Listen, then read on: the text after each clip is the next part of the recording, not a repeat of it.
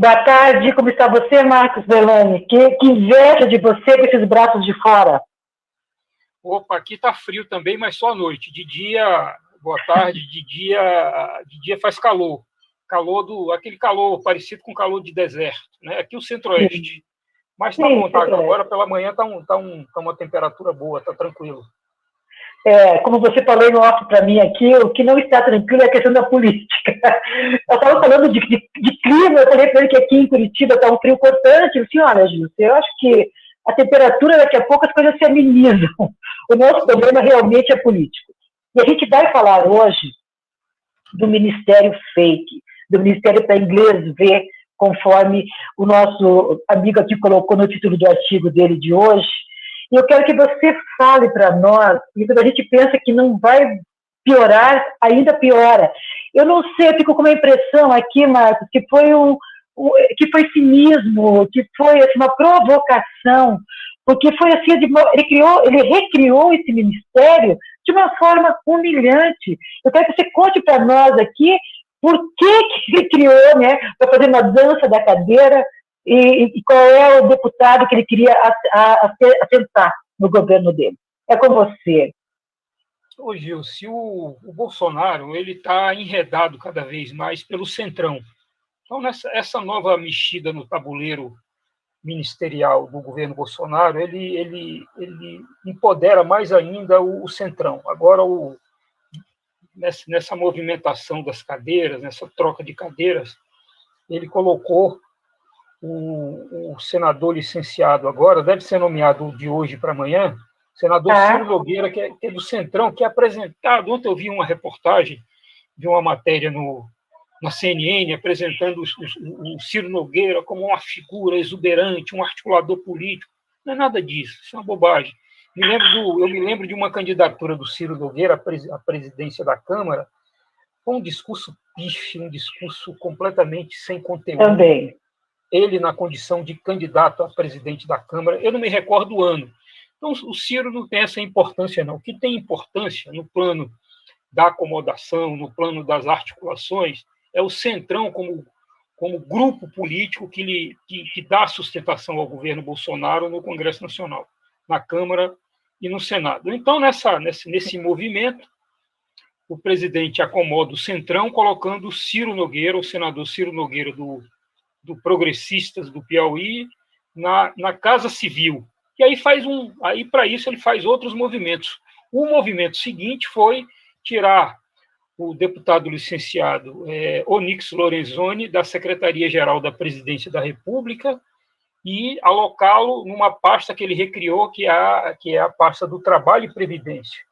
E o pequeno artigo que eu escrevi foi apenas e tão somente para não dar uma notícia seca que o Ministério do Trabalho ia ser recriado, porque ele, talvez até, a impressão que eu tenho é essa, talvez até piore a situação dos trabalhadores, porque aí a pasta vai ter um status ministerial, vai ter um tratamento especial para essas antipolíticas públicas de trabalho. Quer dizer, nós temos hoje no país em torno de mais de 30 milhões de trabalhadores desempregados, desalentados, subempregados. Isso dá mais de 30 milhões, 33 milhões de trabalhadores nessa condição de desalento, desemprego, de bico, enfim, essa situação que a gente vive hoje. E esse quadro foi bastante piorado em função da pandemia. O quadro já era ruim, e a pandemia agravou esse quadro de desemprego e de desalento, como eu aqui disse. E aí eu queria sugerir a você depois que ouvisse o André ou o Nuremberg, ou ouvissem os dois, que eles acabaram de me enviar aqui uma análise mais densa da criação do Ministério do Trabalho, que numa primeira leitura que eu fiz aqui, a coisa pode piorar sobremodo, porque aí eles vão dar uma atenção, vai ter caráter de ministério, tem lá o GET, o Grupo de Estudos do Trabalho, que não está propondo nada para melhorar a vida dos trabalhadores, muito pelo contrário, então o quadro pode se agravar. E lá no final do artigo, por que eu disse que é para inglês ver? É porque não vai melhorar em nada a situação dos trabalhadores. O Ministério do Trabalho não vai criar políticas públicas de emprego, não é esse o objetivo do Bolsonaro, porque se fosse esse, ele não teria extinto o ministério lá em 2019, né, e acoplou as demandas, algumas demandas relevantes do Ministério do Trabalho na pasta da Economia, né? E antes disso, o Temer já tinha acoplado a pasta da Previdência na Fazenda. Então, é claro que a questão do trabalho, do desemprego, da crise, tem tudo a ver com economia, é óbvio. Mas era preciso uma pasta para produzir, construir, dialogar, negociar com o Congresso Nacional, negociar com os empresários, dialogar com a academia, dialogar com a universidade, dialogar com o mundo do trabalho, como resolver isso. Porque tem uma contradição profunda nesse governo, é que o capitalismo ele se constrói, se assegura, se elabora, se estrutura na economia, no consumo, no emprego.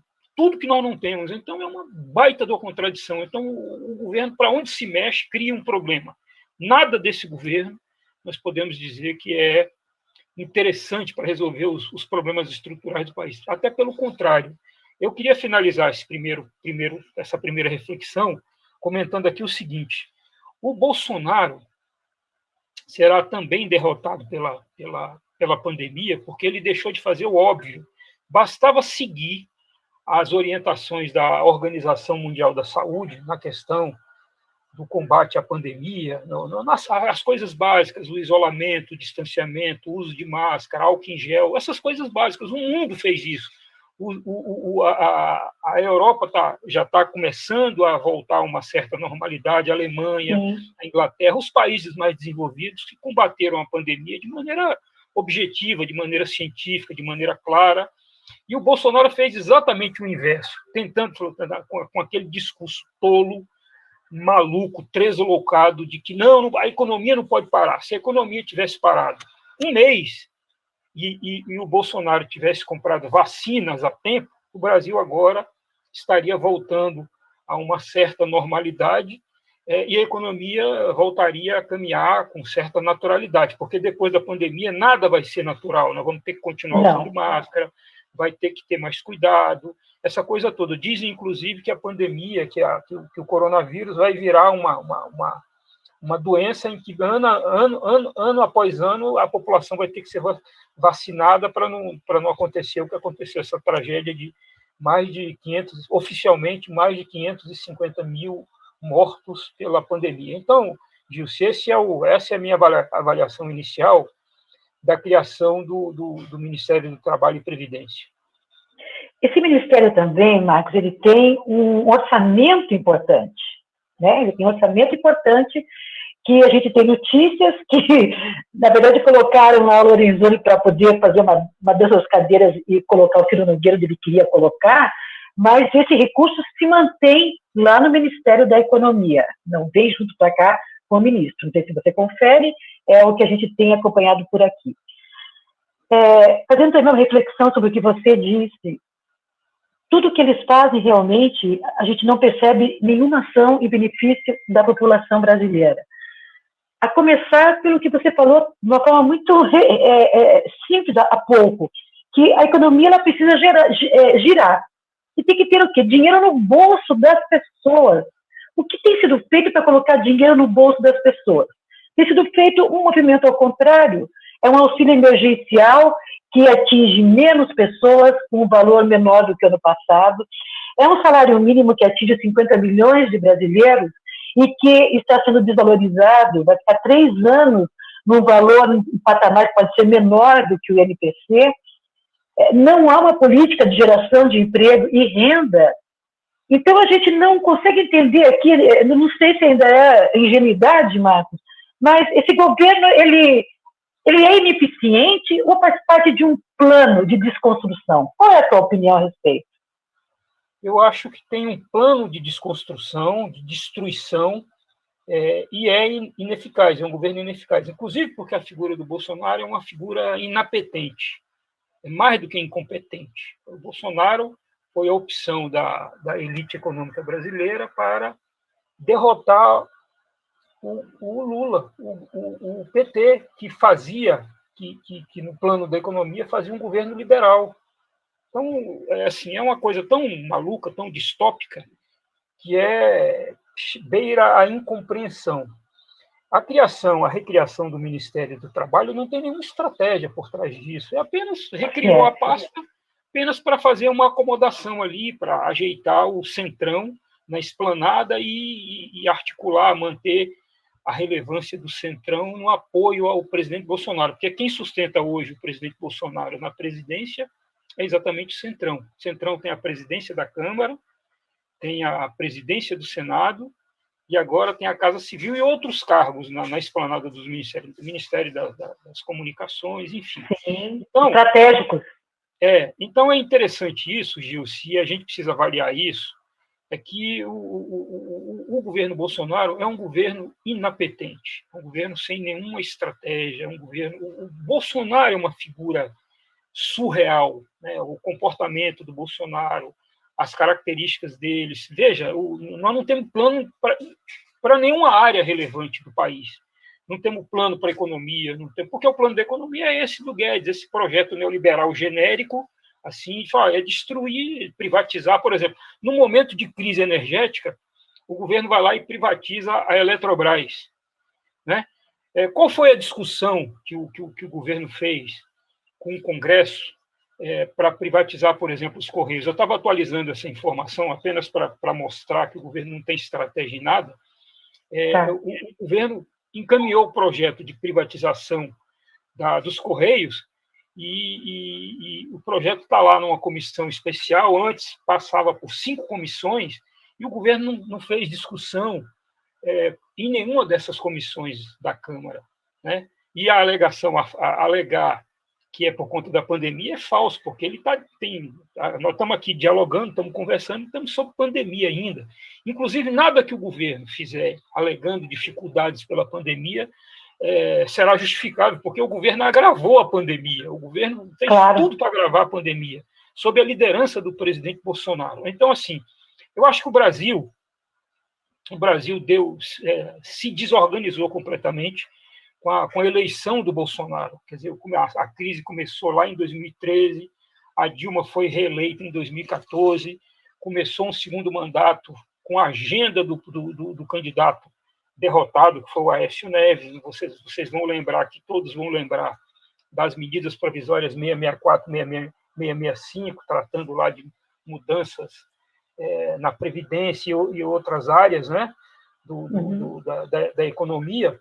E se aprofundou com o impeachment da presidente Dilma em 2017, que depois da assunção do Temer, tudo piorou, aí veio o teto de gastos. Reforma trabalhista, terceirização. Eu escrevi um artigo sobre isso. Se você topar depois, eu acho que é interessante a gente conversar sobre isso. Bacana, vamos sim. Ou melhor, eu li um artigo do Miguel,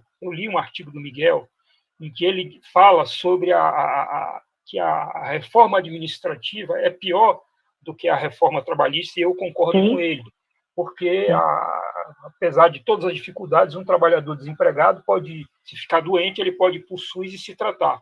A reforma trabalhista, se for aprovada com o escopo com que o governo mandou o texto para o Congresso Nacional, vai piorar o serviço público, vai liquidar o serviço público em alguns setores, o serviço público vai ter menos recursos, vamos ter menos servidores, não vai ter concurso público, nós vamos ter variadas categorias de servidores, um com estabilidade, outro sem estabilidade, um com um tipo de contrato, outro com outro tipo de contrato. Então, isso vai precarizar, ou seja, onde o governo mexe, piora a situação do país. Então, é um quadro devastador. Então, a recriação do Ministério do Trabalho pode estar pode ter essa característica, eu avalio que tem.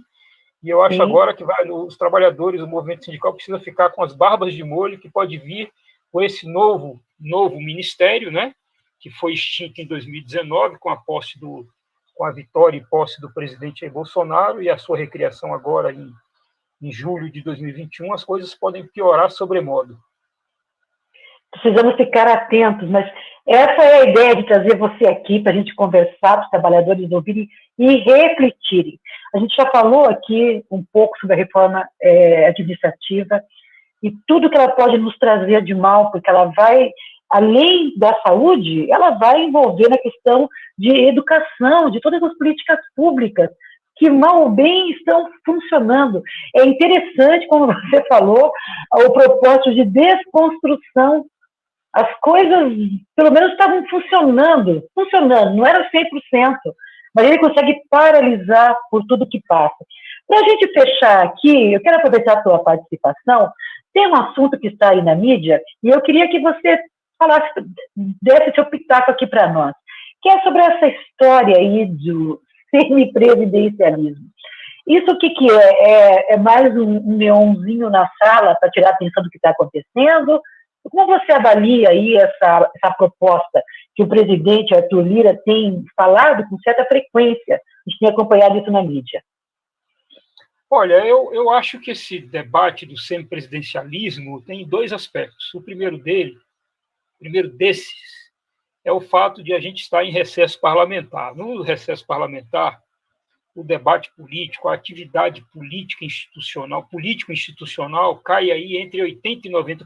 Você observe que o noticiário político tem uma baixa muito grande quando o Congresso entra em recesso. Pode observar isso, né? E isso não foi diferente.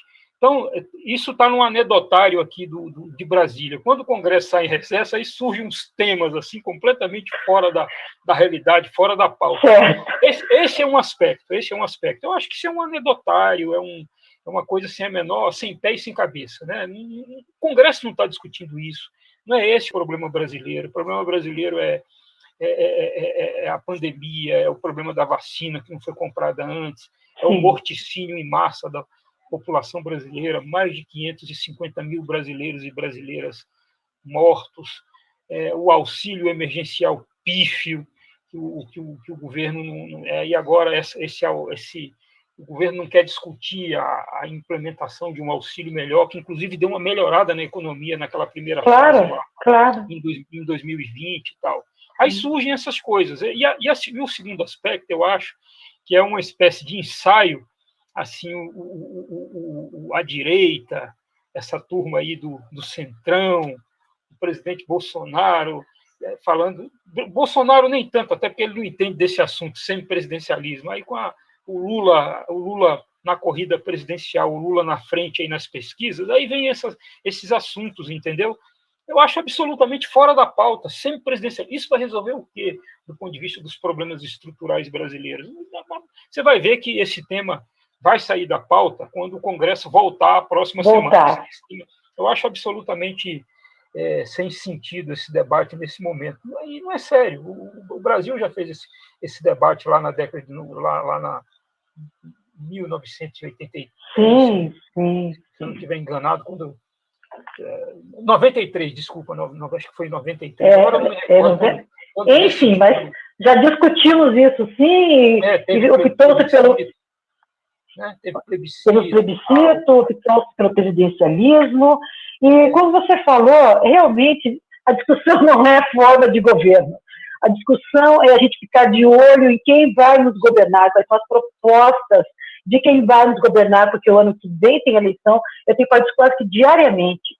Cada um de nós, brasileiros e brasileiras, que estamos passando por essas dificuldades todas, não podemos incorrer no erro novamente de votar o ano que vem como se estivesse indo para o shopping, de votar de manhã para ir para a praia, pelo amor de Deus. Não dá para botar, pegar no chão qualquer coisa, ou pegar ali da moda, aquela coisa, e botar isso aí para aproveitar o dia. Que depois tem 4 anos. Pode falar.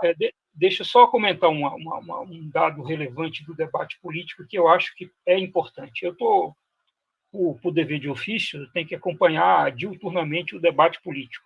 O que eu observo nessa polarização, que até do ponto de vista conceitual é um equívoco, porque se de um lado o Bolsonaro representa a extrema-direita, de outro, no caso, o Lula não representa a extrema-esquerda, até pelo contrário, o Lula é uma figura absolutamente tranquila, não é um extremista, no plano da economia, no plano da economia é um liberal e faz esse movimento como presidenciável, buscando o centro, dialogar com os liberais, enfim, então não tem nada de extremista. No debate, eu observo o seguinte: nós não estamos discutindo os problemas brasileiros. Eu vejo Se essa polarização perdurar, eu observo que nós vamos ter um debate em 2022 muito ruim entre, por exemplo, Lula e Bolsonaro. Nós precisamos escapar dessa discussão absolutamente estéril, sem sentido. Não vai ser discutido os problemas brasileiros, o problema do desemprego, a crise pandêmica que vai produzir consequências absolutamente severas e drásticas para a sociedade brasileira, no setor sanitário, no campo da saúde, no campo da economia. Então, o Brasil tem que no debate sucessório de 2022, o debate tem que ser focado nos problemas estruturais, que não passa pelo problema da corrupção, quem roubou mais, quem roubou menos, quem é mais ou quem é menos corrupto, né?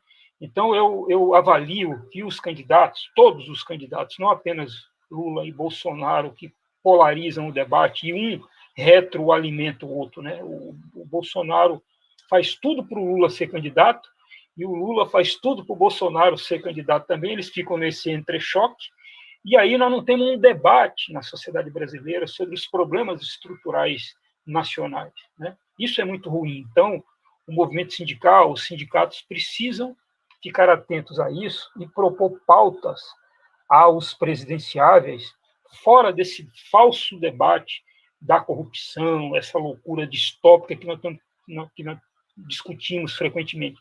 Não que o problema da corrupção não seja grave, claro. É grave, precisa ser combatido e tal, e tem políticas para combater, é porque as estruturas estão mal engendradas, estão desaparelhadas e tal. Aliás, quem mais produziu políticas e leis para combater corrupção foram os governos Lula e Dilma. É importante que se destaque isso, né?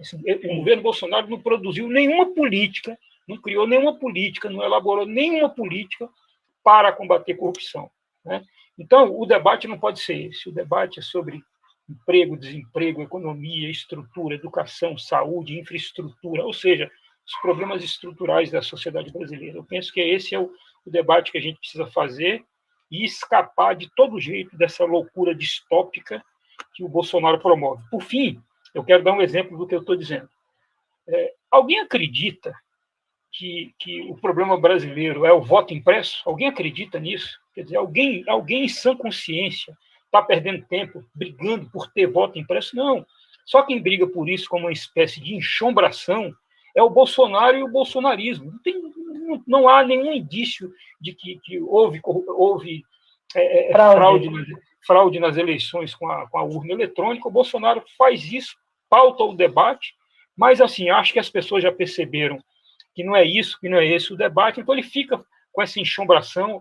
Essa PEC vai perder, vai ser derrotada na comissão especial da Câmara dos Deputados, e ele vai usar isso como uma coisa para desarticular, para envenenar o debate político, porque o propósito do Bolsonaro é desmoralizar as instituições, o Congresso, a Justiça, o debate político, os partidos políticos. Pode observar como o Bolsonaro se comporta, parece um macaco numa loja de louça. Então, o extremismo de direita tem esse comportamento, não é o Bolsonaro, é ele como figura distópica que se comporta de modo a desarticular, desmoralizar tudo que está do ponto de vista do país, que vai resolver os problemas brasileiros, para exatamente desmoralizar o debate político. Esse é um comportamento normal do extremismo de direita, desmoralizar as instituições, desorganizar tudo para tentar, em meio a esse caos,